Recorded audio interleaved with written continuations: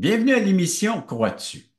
La personne que nous recevons aujourd'hui a grandi dans la parole de Dieu et dès son jeune âge, elle avait compris ce qu'elle était, pécheresse devant Dieu.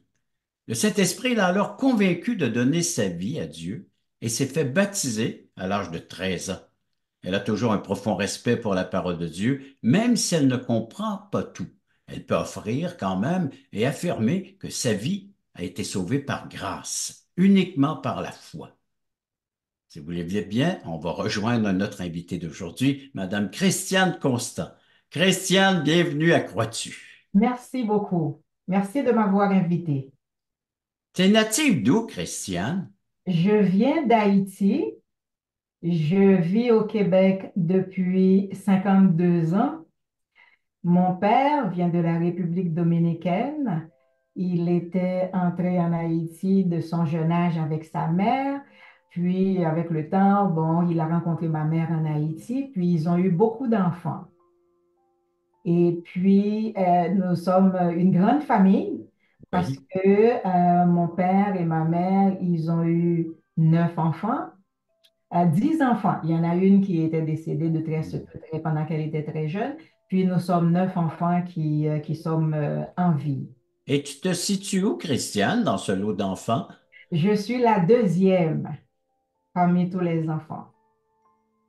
Alors, parle-nous de ton enfance. Oh oui, ça me fait plaisir de vous parler de mon enfance parce que j'ai eu une très belle enfance. Mais cependant, mon père, j'ai vécu dans une famille chrétienne et c'était une belle famille dans le sens que les enfants n'avaient aucun problème. Et ce qui est arrivé, c'est que mon père et ma mère, très jeunes, ils ont quitté Haïti, ils sont partis dans les Bahamas. Ils ont vécu longtemps aux Bahamas et ils s'occupaient de leurs enfants à distance. Nous, pendant que notre père et mère travaillaient aux Bahamas, nous avons été élevés et grandis par notre grand-mère maternelle. Hmm. Et notre grand-mère, elle nous appelait affectueusement ses enfants. Elle était notre mère, elle était notre père et elle était également notre grand-mère. C'était une femme qui était très forte au niveau spirituel. C'était une femme qui prenait soin de ses enfants. Et je pourrais vous dire, moi, je pensais que je menais une vie facile en étant enfant parce que c'est notre grand-mère et une autre personne qui habitait dans la maison, c'est notre grand-mère qui prenait soin de nous.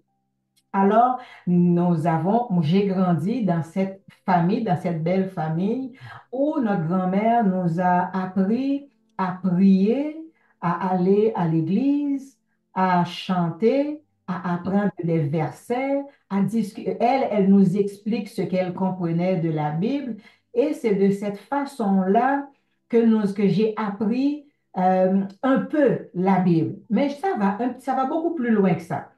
Jusqu'à présent, à cette époque, c'était très facile pour moi. Mais ce qui m'a touchée, c'est le fait qu'à un certain moment donné, je réalise que ma grand-mère, elle parlait à beaucoup de personnes de la parole de Dieu. Hmm. Elle leur disait d'accepter le Seigneur dans leur vie. Et là, je peux même vous dire, moi, j'étais dans une école de religieuse. Et je voyais que ma grand-mère qui disait à certaines religieuses d'accepter le Seigneur dans leur vie et de ne pas continuer de prier les saints. Et Hmm. ça, je trouvais que c'était assez particulier que ma grand-mère Oui. qui invitait les gens à accepter le Seigneur et de ne plus prier les saints parce que les saints sont des pécheurs comme nous en tant que pécheurs sur cette terre. Et c'est à cause de ça que j'ai commencé par réaliser, en fin de compte, toi, Christiane, même si tu étais très jeune, tu es pécheresse. Parce Hmm. que c'est pas parce que ma grand-mère, elle nous emmenait à l'église, tout ce que j'ai expliqué tout à l'heure, ce n'est pas une raison comme quoi que j'étais sauvée à ce moment-là. C'est là que j'ai réalisé que je n'étais pas sauvée. Hmm. Et j'ai alors réalisé que j'étais une pécheresse. Et quand j'allais dans des réunions de prière avec ma grand-mère, je parle de moi, mais c'était la même chose pour tous mes frères et sœurs. On était très jeunes, et donc notre grand-mère, elle emmenait tout le monde, et nous n'avions jamais eu de point d'interrogation parce dans notre tête, on savait que notre grand-mère, elle voulait notre bien. Donc, Hmm. puisque c'est notre bien, donc à ce moment-là, on allait à l'église. Et c'est ça que je trouve qui est très important et qui m'a beaucoup aidé à faire le cheminement à l'époque pour prendre une décision pour Hmm. servir le Seigneur. Et là, Alors, oui. et là, et là, qu'est-ce qui est arrivé? C'est le fait que, je me rappelle très, très bien, à l'âge de 13 ans, j'étais dans une réunion de prière avec ma grand-mère. Et puis, à un certain moment donné, j'ai expliqué au responsable présent que je voulais me faire baptiser. Et là, qu'est-ce qui est arrivé? Il y avait un représentant qui se questionnait sur mon âge, étant donné que j'avais 13 ans à l'époque. Il se demandait est-ce que je comprenais le fait que j'ai expliqué comme quoi je voulais me faire baptiser. Hmm. J'ai expliqué à ma façon à l'époque. Et il y avait une autre dame qui était là. Cette dame, c'est comme si elle a encouragé les gens.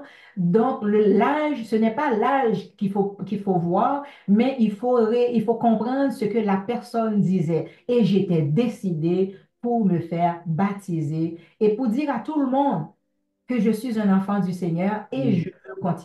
je veux servir le Seigneur. Alors déjà à 13 ans, tu avais cette conviction, bon, même avant que tu étais une pécheresse et que tu avais besoin de l'aide de Dieu pour venir te secourir dans cet état de péché et puis de demander l'aide de Dieu. C'est le Saint-Esprit qui t'a convaincu. Ma chère Christiane, on prend une courte pause et après, j'aimerais qu'on puisse continuer la suite avec toi pour ton Très bien. témoignage. Très bien. Vous rappelez-vous du temps où vous étiez dans ce monde totalement perdu, quand Dieu vous cherchait? Vous souvenez-vous de la joie ressentie au moment où vous êtes passé de l'ombre à la lumière, quand votre raison de vivre par l'amour de Dieu est devenue claire? Allons, levons les yeux, montons sur la montagne pour conquérir. À la gloire de Dieu et au salut des âmes perdues, il est temps de célébrer notre foi.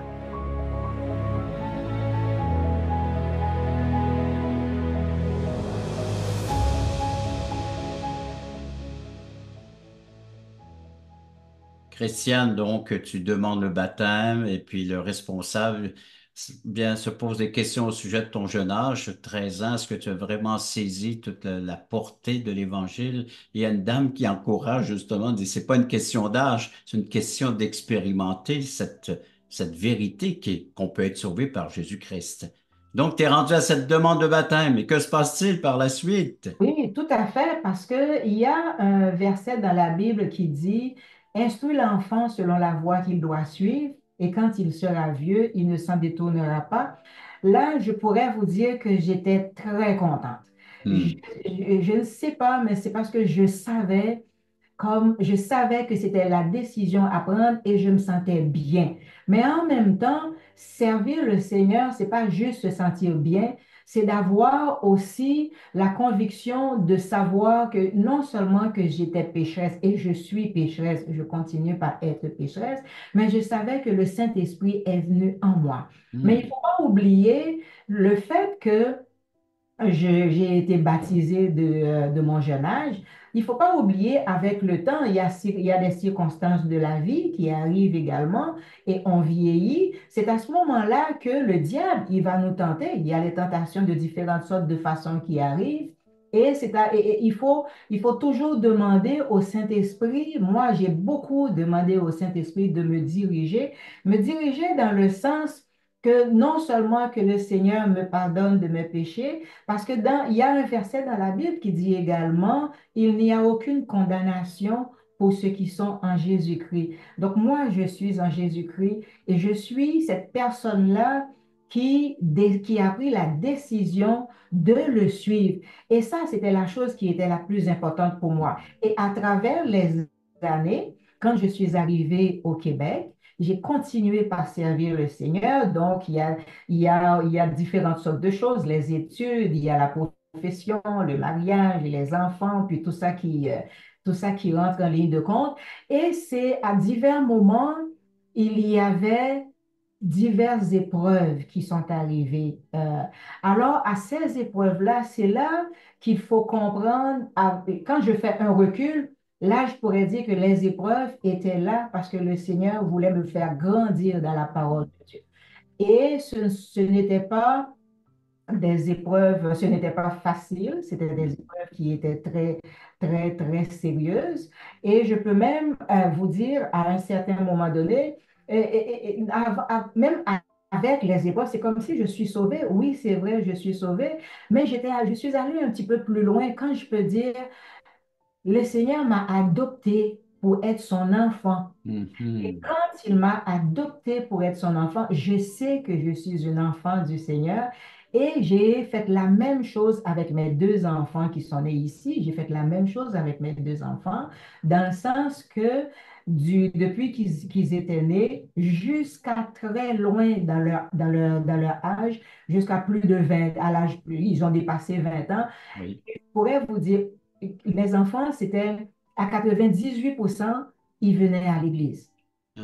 Je n'ai pas eu beaucoup de difficultés à leur dire, ben, je m'en vais à l'église. Et quelquefois, je faisais l'école du dimanche. Donc, quand je faisais l'école du dimanche, quand c'était leur âge, donc il y avait des enfants de leur âge, mais quand ils sont devenus plus vieux, avec les plus vieux de leur âge, ils contribuaient comme les autres, mais il n'y avait pas beaucoup de réticence. Donc, tu adaptais, il y avait donc celle de l'Évangile au niveau de leur compréhension selon Oui. les âges de ses enfants. Oui, tout à fait. Et c'est pour ça que je dis merci au Seigneur pour cette grâce qu'il a donnée à mes enfants, parce que je vais vous dire un petit peu plus loin d'autres Oui. circonstances, mais sauf que, qu'est-ce qui arrive? Je sais qu'au moins, ils ont une base spirituelle. Et ils connaissent aussi la parole de Dieu. Il y en a, avec mes enfants, il y en a une qui continue de servir le Seigneur. Il y en a l'autre, il ne sert pas le Seigneur, mais je sais qu'avec ce que le Seigneur a mis dans son cœur depuis son jeune âge, je sais que le Seigneur va continuer de faire ce cheminement-là Mhm. avec lui au moment où le Seigneur va le vouloir. C'est pas Alors, en mon temps, mais c'est au temps mais du tu as Seigneur. cette espérance qu'un jour, Oui, lui aussi sera oui, sauvé. oui, Donc, c'est le modèle de ta grand-maman qui se oui. perpétue à travers toi et peut-être à travers la prochaine génération Tout aussi, à fait. Je tes le souhaite. enfants. Je le souhaite. Je n'ai pas encore de petits-enfants, ce que je Oui. souhaite, mais je sais que la base est là. Il y a une chose que je pourrais vous dire. L'un de mes enfants m'a dit, Mamie, tu sais, j'ai toujours ma Bible avec moi et je sais où est-ce qu'elle est ma Bible. Donc, ça fait longtemps qu'il m'avait dit ça, mais sauf que juste le fait que cette information-là, était ressorti. Donc là, je me suis dit, je sais que le Seigneur fait un travail, peu importe, peu importe. Et je n'arrête pas de prier. Et je prie pas seulement pour mes enfants, je prie pour tous les parents que je Mhm. connais qui ont des enfants qui sont dans la même situation que moi ou bien qui ne sont plus dans la même situation que moi. Parce qu'il ne faut pas toujours penser à soi. Il faut penser aux autres frères et sœurs. Et c'est ça que je trouve qui m'encourage parce que à un certain moment donné, dans ma vie de couple à l'époque, il y avait de grosses épreuves, il y avait beaucoup de difficultés dans la vie de couple parce que mes enfants sont nés dans une famille dysfonctionnelle. Donc, c'était dysfonctionnel et les enfants ont, disons, il y avait une certaine forme c'était dysfonctionnel. Donc, à ce moment-là, si je ne suivais pas le Seigneur, ça me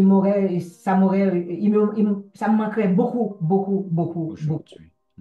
Ben, Et donc, Christiane, on voit qu'à travers les difficultés que on peut tous vivre un jour, que ce soit une vie de couple, une vie de famille, tu as gardé la foi, tu as gardé le cap, tu as gardé que oui, Dieu peut faire de quoi dans nos vies, dans notre vie, dans la tienne, entre autres. Un beau témoignage de foi et de respect envers la parole de Dieu.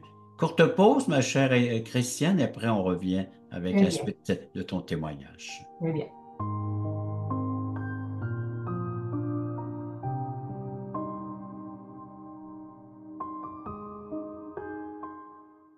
Le voici, ce merveilleux cadeau. nous vous offrons un livret d'environ 20 pages qui a comme titre Passeport pour le ciel.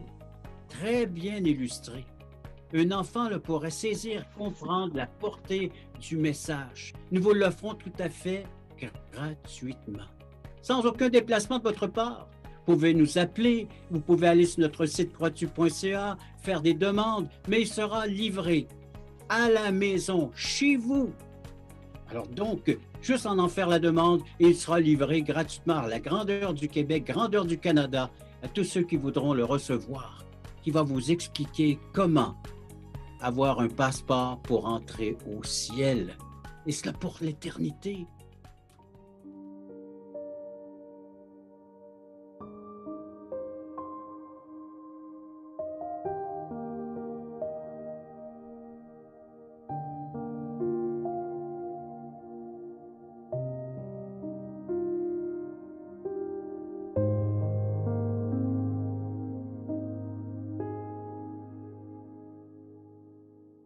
Donc, Christiane, ta foi est là, bien ancrée à la bonne place, dans les Écritures, dans la Bible et dans la personne de Jésus-Christ. Et tu intercèdes, tu pries pour aussi bien tes enfants que ceux de ton entourage ou qui vont à l'église, ou est-ce que tu participes? Donc, tu intercèdes pour eux.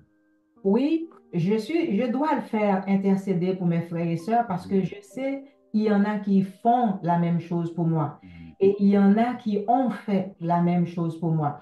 Mais il y a une autre chose, quand on sert le Seigneur, c'est-à-dire moi, je sers le Seigneur, je continue de servir le Seigneur, je pourrais vous dire que ce n'est pas quelque chose qui est facile de servir le Seigneur tout le temps dans le sens que quand le doute arrive, quand on vit dans une famille et je priais, plus je demandais au Seigneur de dire quelque chose dans la famille, de prendre une décision dans la vie de couple, plus je jeûnais et plus la situation s'empirait.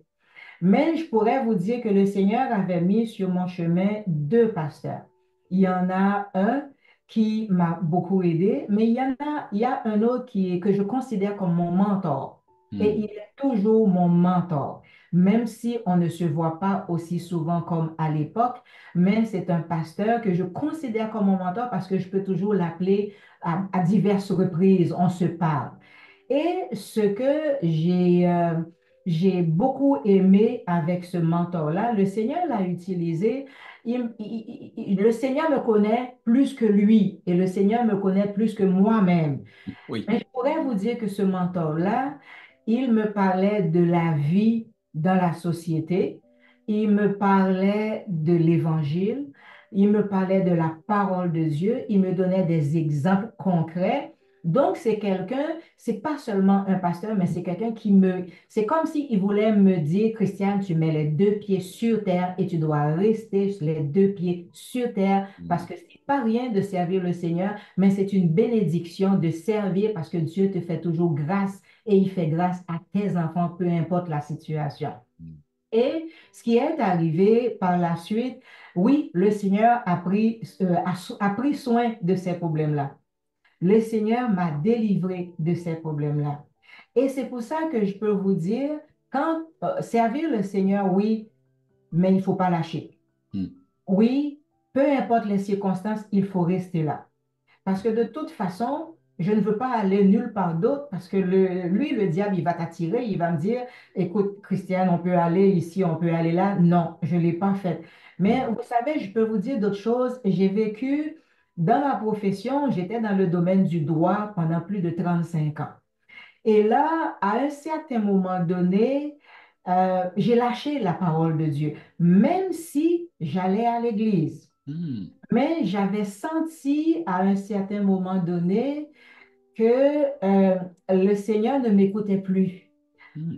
Et là, je lui demandais, est-ce que c'est parce que je prie mal ou bien est-ce que c'est parce que j'ai pas pris est-ce que tu m'entends? Est-ce que c'est parce que oui, je sais que j'ai péché parce que je suis une personne pécheresse, mais en même temps, je posais des questions au Seigneur. Je lui demande, où es-tu? Et à un certain moment donné, toujours avec ce même mentor, je lui posais tellement de questions, de doutes, d'inquiétudes Le Seigneur ne m'écoute pas parce que le Saint-Esprit l'a utilisé pour qu'il puisse me donner les vrais exemples, pas pour me faire plaisir. Il n'était pas là pour me faire plaisir, mais il m'a parlé tel quel. Il m'a dit ce que la parole de Dieu dit Hmm. et dans la société. Et pourtant, je suis dans la société aussi. Je Oui. sais ce qui se passe dans la société, mais lui, c'était différent. Sa façon d'aborder le sujet, sa façon aussi de me dire, Christiane, je comprends très bien qu'est-ce que tu me dis. Je comprends très bien ce à quoi tu fais référence, mais voilà ce que je te présente. Il m'a Hmm. jamais forcé dans quoi que ce soit. Et avec ce travail-là, le Saint-Esprit m'a renforcée. Je me suis sentie courageuse et je me suis sentie d'une façon que je pouvais continuer à servir ce Dieu que j'aime tant. Hmm. Et quand je regarde avec cette situation-là, c'est pour ça aussi que je dis, mes frères et sœurs, de la même façon que Dieu m'a délivré, de la même façon, à délivrer mes enfants de différentes façons. Mais je sais que le Seigneur est là pour eux autres, Hmm. de la même façon qu'il est toujours là pour moi. Et de la même façon que je sais que Dieu est là pour mes frères et sœurs aussi. Mais vous savez, et tout ce que je dis à certains de mes frères, il ne faut pas oublier, quand vous avez vos enfants qui ne servent plus le Seigneur, peu importe les raisons et peu importe dans la situation dans laquelle ils Hmm. sont, il ne faut pas oublier, Dieu a été chercher Paul. Dieu a été chercher chacun de nous parce que Oui. nous, on n'aurait pas été capable d'aller vers Dieu. Mais lui, il est venu nous chercher, il nous a travaillé jusqu'à ce qu'on soit capable de le servir et je suis capable de parler de mon Seigneur maintenant. Donc, il est capable de faire la même chose avec les autres enfants en son temps. Mais c'est le temps du Seigneur qui est la chose la plus importante parce que on, euh, il m'est arrivé trop souvent de dire, Seigneur, je ne pense pas que tu m'écoutes. Et je pense que comment ça se fait que tu n'es pas toujours là? Comment Alors, il y a son temps, lui, pour répondre et exaucer nos Oui, prières. Et comme tu oui, citais l'apôtre Paul, il l'a fait avec tous ses autres serviteurs et servantes dans la parole de Dieu. C'est lui qui est allé les chercher. C'est lui qui est allé vers ces personnes pour les réclamer et pour leur dire, bah, suis-moi, hein, viens, suis-moi. Alors, il faut s'attendre à cette invitation de la part, dans notre vie, premièrement, et dans la vie de ceux et celles qui nous entourent. Alors, donc, toujours conseillé par la parole de Dieu, et c'est ce qu'on va faire après la courte pause, ma chère Christiane. Tu vas nous dire justement les conseils que Dieu devrait, mais il pourrait nous donner aussi, si on veut bien les recevoir, pour le fait de devenir comme toi, avoir une foi ancrée à la bonne place, peu importe les épreuves, et puis de combattre ce bon combat après la pause.